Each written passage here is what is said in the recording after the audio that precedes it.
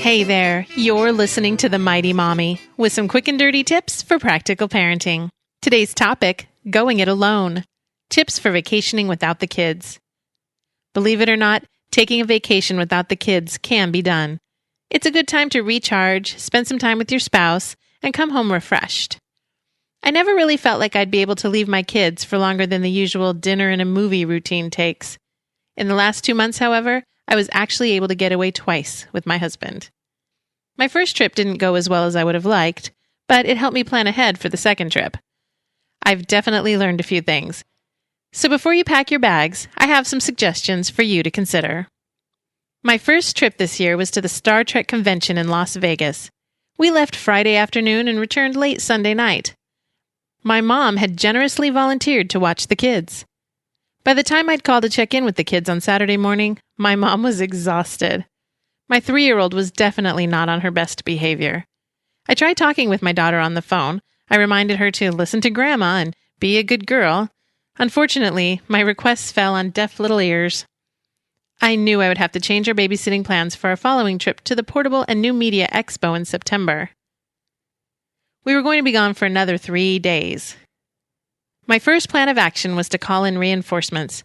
I know that is not always possible for everyone, but if you have family or friends that you trust to watch your children and they are willing, I say call in the favors. If you can set up a schedule where each caregiver only has your child part-time, you might find it easier to get some help.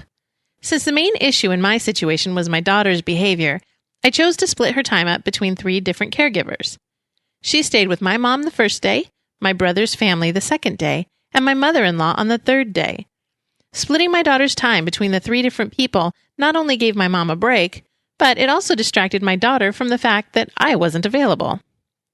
Once you have your babysitter situation confirmed, it's time to start preparing for your trip.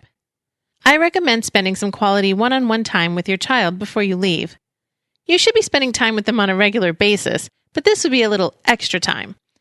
You'll both be glad you did. Parents often assume that some time away from the kids will be carefree and relaxing. But I found that my first couple of days away were difficult because I missed my kids. It definitely gets easier, though. During the days prior to leaving, you'll probably be gathering and packing the things you need for your trip. Even the smallest child can detect an upcoming change. My kids become oversensitive and needy when they sense these changes. This doesn't mean all children will do the same thing, but it is something to keep in mind. If your child starts acting out more than usual, try to have a little added patience. This can be difficult when you're tying up loose ends and looking forward to some time away, but it will be more pleasant if you just stop and take a 5 to 10 minute break with your child. If you can somehow pack several days early or while your children are at school or sleeping, you may be able to avoid a little bit of the pre-vacation worries, but spending that little bit of extra time with them is really the best thing you can do to reassure them. Now that you've prepared yourself and maybe even your little ones, the next step is to prepare your caregivers. There are some small but very helpful things you can do to help the household run smoother while you're gone. Make sure you give your caregivers a medical release form. This ensures that your child can be cared for in case of injury. Create a list of all of your child's allergies for the sitter as well as a list of your child's favorite foods. When I have a sitter staying in my home, I fill a basket with healthy snacks that my children love. This way, there's always something available, and it makes locating a snack much easier for the caregiver. If you can leave a container like this for your caregiver, it will be much easier to locate something when your child is asking for something between meals. You could also create a menu or prepare meals in advance before you go.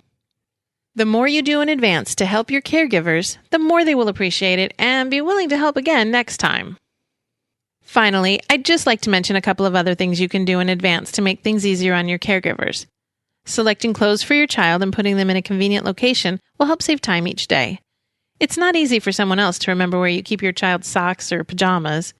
Leaving these items out may seem like a little thing, but every tiny bit helps. Another thing to leave with your caregiver is a schedule of daily activities. Children thrive best when they are kept on a schedule. Giving them something to do and letting the babysitter know what time to engage the kids in certain activities will keep the household running more smoothly.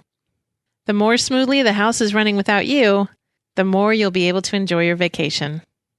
That's it for now. Hope you enjoyed listening. I'd love to hear from you.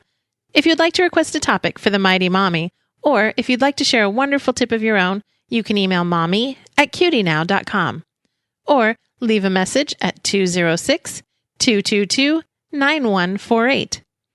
Also, if you haven't already done so, please take a moment to post a review at iTunes. I'd really appreciate it. The Mighty Mommy's Quick and Dirty Tips for Practical Parenting is part of the Quick and Dirty Tips Network at quickanddirtytips.com. This week, Grammar Girl is talking about formatting hyperlinks, so be sure to check out her podcast.